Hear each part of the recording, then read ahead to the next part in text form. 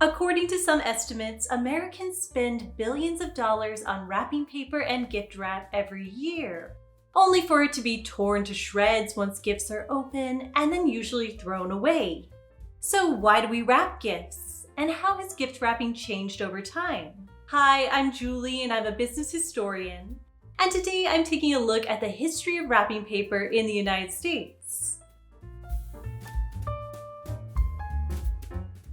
Wrapping objects in paper is an old practice dating back to the invention of paper itself.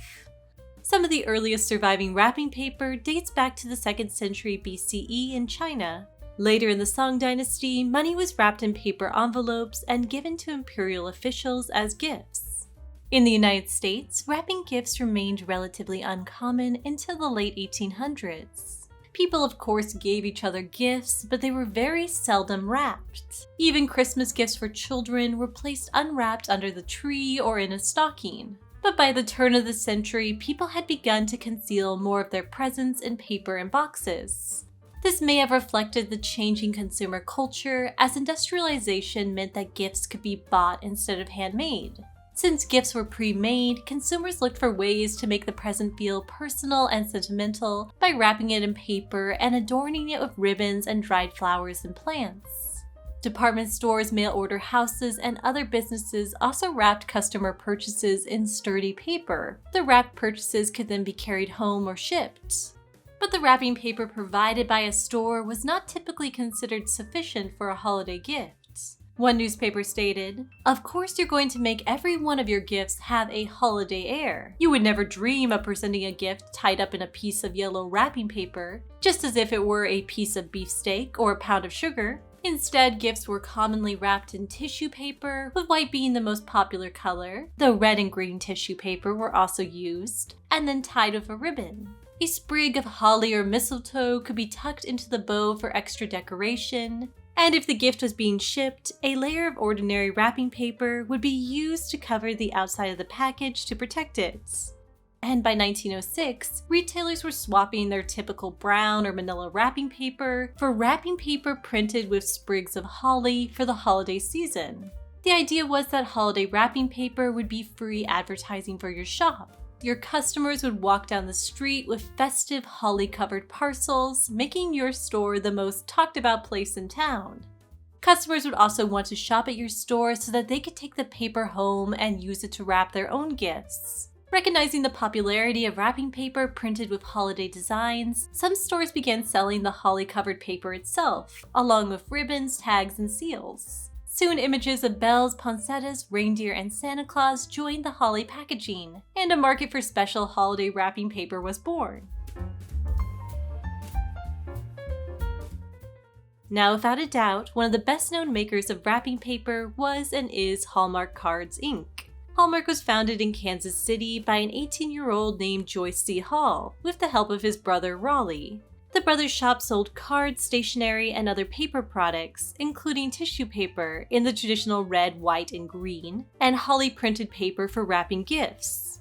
According to Joyce Hall, the store sold out of its entire stock of holiday paper before Christmas of 1917. So Raleigh Hall looked for something else customers could use to wrap presents. He put out some patterned French paper for lining envelopes. Priced at 10 cents a sheet, the paper sold out immediately. Joyce Hall recalled, "I never saw anything accepted so quickly. Customers acted as if they were at a half-priced sale." The next year, the Hall brothers put the French paper out once more, this time in a set of 3 sheets priced at 25 cents. And again, it sold out. Decorative gift wrap became the first product Hallmark offered aside from its usual greeting cards, and it has remained a core part of the company's business ever since. The moment that Raleigh Hall sold French envelope liners as wrapping paper is often described as the beginning of modern gift wrap, though it's worth noting that gift wrapping paper with seasonal motifs was already available even before Hallmark was founded. By the 1960s, Americans were spending more than $200 million on gift wrap. That's nearly $2 billion in today's money. And wrapping paper had become increasingly elaborate, available in countless colors and geometric designs, and even aluminum foil. But while wrapping paper was becoming more elaborate, it was also becoming more dangerous. In 1978, Dr. Sidney Katz from Rutgers University announced that wrapping paper could contain high levels of toxic metals. Along with university senior John Bertinelli, Dr. Katz had tested 17 different types of wrapping paper and found that 80% of them contained high levels of lead and sometimes chromium. The toxic metals in wrapping paper were from pigments used to create red, yellow, and green colors. Now, there were a few reasons why this could be dangerous. The first was that young children might eat wrapping paper, potentially ingesting higher than normal levels of lead.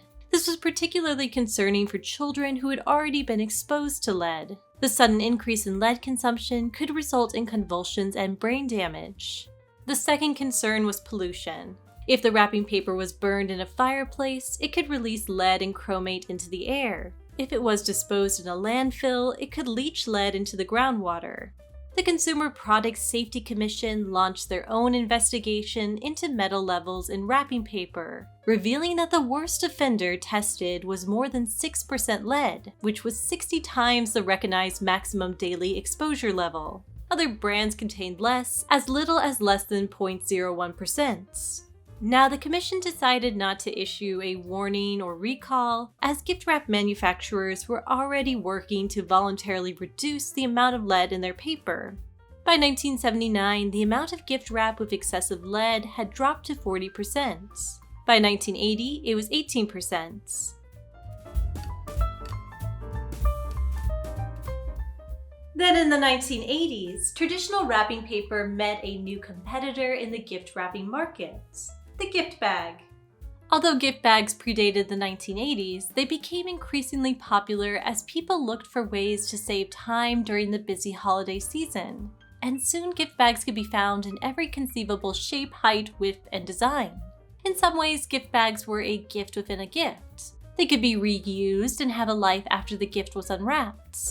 By 2002, gift bags had usurped wrapping paper as the leading way to conceal a present. And according to Hallmark, they have remained more popular among consumers ever since.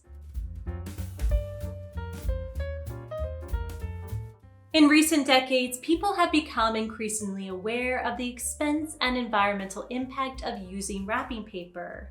In the United States, millions of pounds of wrapping paper and gift wrap end up in landfills after every holiday season.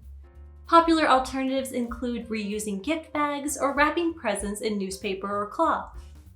But in general, gift wrapping doesn't seem to be going anywhere anytime soon. Market predictions estimate that the gift wrap industry will grow to $24.9 billion worldwide by 2025. And though we are far removed from turn-of-the-century desires to make prefabricated gifts feel personal and special, it is clear that people still value and enjoy the act of unwrapping and opening a present.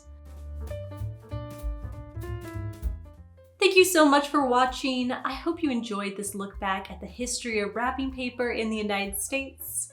If you like this video and you would like to hear me talk more about the history behind ordinary things, please consider giving this video a like and subscribing to the channel below.